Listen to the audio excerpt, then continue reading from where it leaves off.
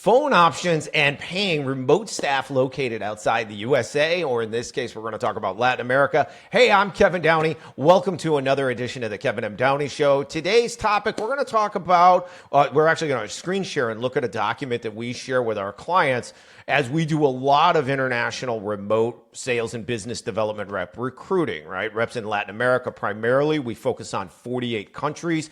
We get phenomenal talent. I'm going to go into that here in a minute. So if you're looking for, an inside sales representative or business development representative that's going to be a much lower cost, you don't want to outsource because it's just too expensive. And, reps in the United States for the purpose that you're looking for in your budget are too expensive. Reps in Latin America are absolutely dynamite. You're looking at base comps at $1,000 a month or so with phenomenal English. A lot of these kids have come in to the United States for college. They work for a while, work in, professional services in B2B or B2C. Then they go back home maybe because they're homesick or they just want the lower cost of living. And we get them coming through looking for remote sales and business development work. Phenomenal talent. And again, reach out to us to our website, kevinmdowney.com, about securing one of those reps, recruiting for you, which remember doesn't cost you anything up front. We work on a contingency basis. We only get paid when we place a rep with you, our client. So you have to hire them or engage them as an independent contractor. In any case, let's cover the basics. The thing that most people that are unfamiliar with working with remote reps internationally is some very basic things. How do I set them up with a phone? How do I pay them? Are they 1099s, which is kind of funny because they're not U.S. citizens, so 1099 doesn't even apply.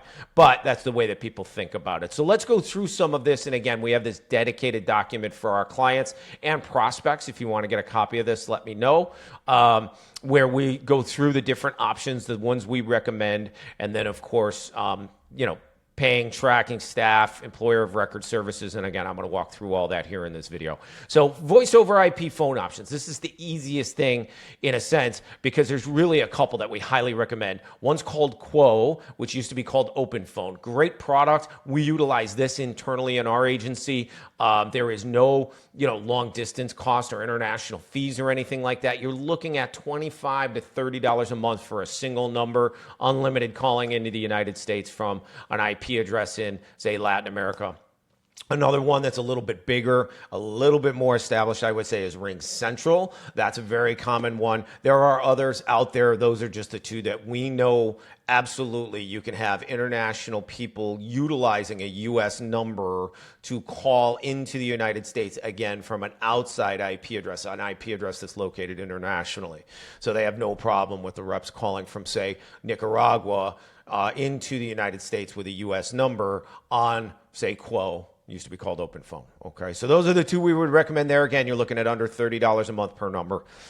Paying international staff, this is so easy. So if you don't use an employer of record service, which most of our clients do not, and I'll get to the EOR stuff at the end, the two biggest ones we would say are Wise and Remitly. So those are like business, very professional versions of, say, a PayPal or a Venmo.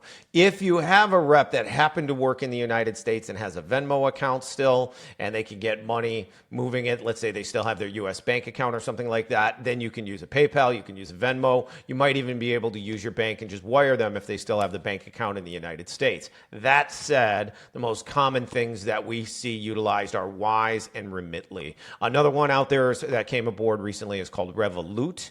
That one also seems to be pretty good, but we've had great experience with both Wise and Remitly. Need one or the other because there are some countries, for example, where Wise, you cannot send money as a business to a person.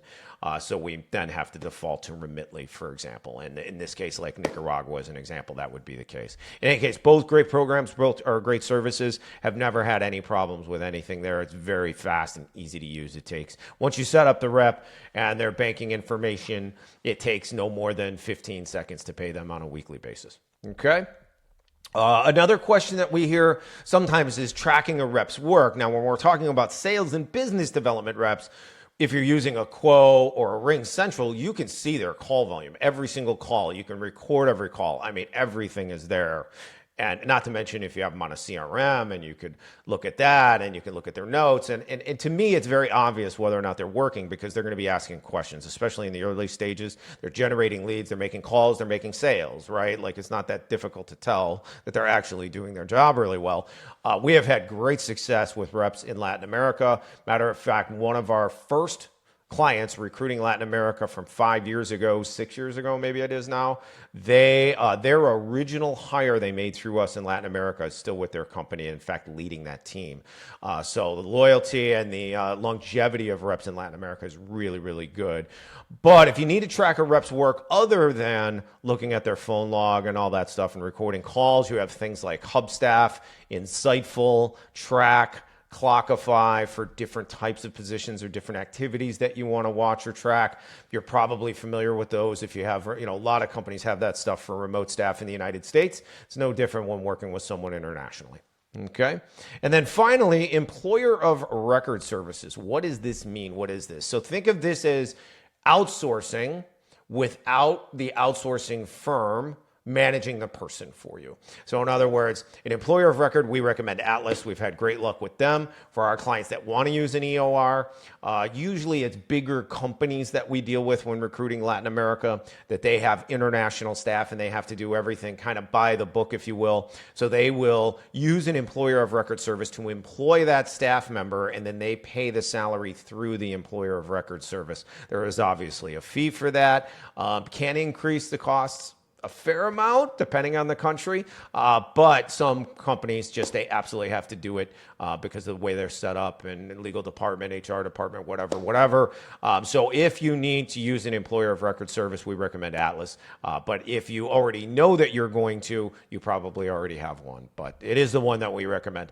Okay, so hopefully that helps you. Again, if you need any help sourcing talent, whether in the United States or in Latin America, or of course we have our outsourced inside sales team, reach out to us, kevinmdowney.com. Thanks for being here today. Really appreciate it. Best of luck in business, and we'll talk to you soon. Thanks.